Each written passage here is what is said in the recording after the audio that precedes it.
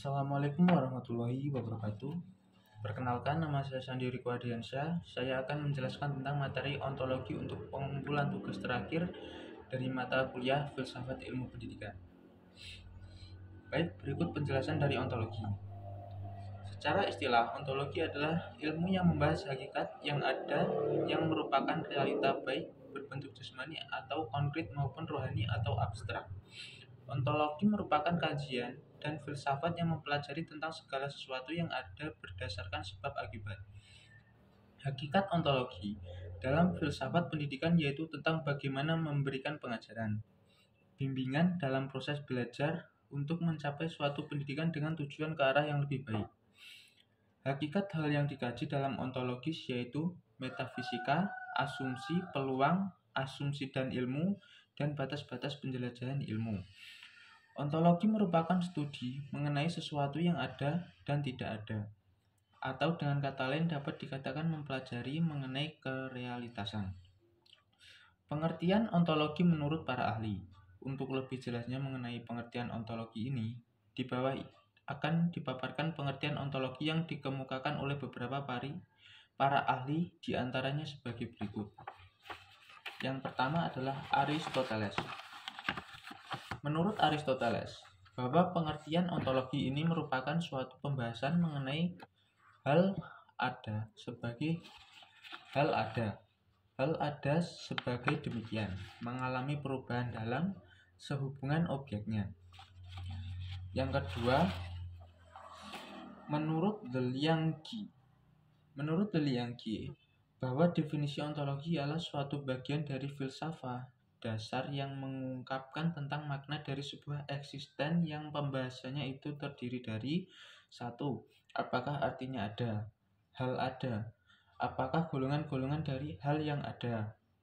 Apakah sifat dasar kenyataan dan hal ada? Yang ketiga, Ensiklopedia Britannia. Menurut ontologi, dalam Ensiklopedia Britannica berangkat dari Aristoteles menyatakan bahwa pengertian ontologi ini merupakan teori atau studi mengenai being atau wujud, misalnya karakteristik dasar terhadap suatu realitas. Ontologi persamaan dari metafisika yaitu studi filosofis untuk menentukan sifat nyata yang asli, real nature, terhadap suatu benda dalam menentukan suatu arti, struktur, serta juga prinsip benda tersebut. Yang keempat adalah Bakhtiar. Menurut Bakhtiar, bahwa pengertian ontologi ini merupakan suatu ilmu yang membahas mengenai hakikat yang ada sebagai suatu ultimate reality baik yang mempunyai bentuk jasmani atau konkret ataupun mengenai rohani ataupun abstrak. Yang kelima adalah menurut Sutriyono.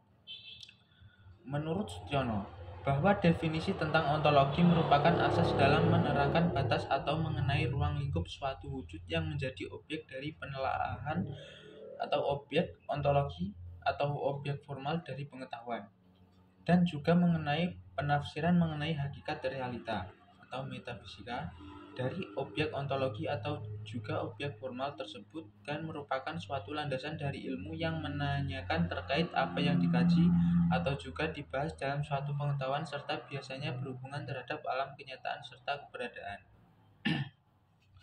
Yang keenam yaitu menurut Surya Sumantri.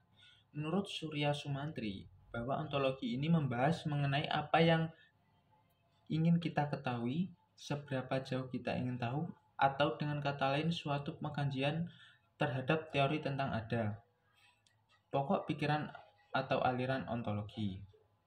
Dalam pemahaman mengenai ontologi ini, dapat dikemukakan pandangan-pandangan terhadap pokok pikiran di dalam ontologi. Pokok pikiran atau aliran ontologi diantaranya ialah sebagai berikut. 1.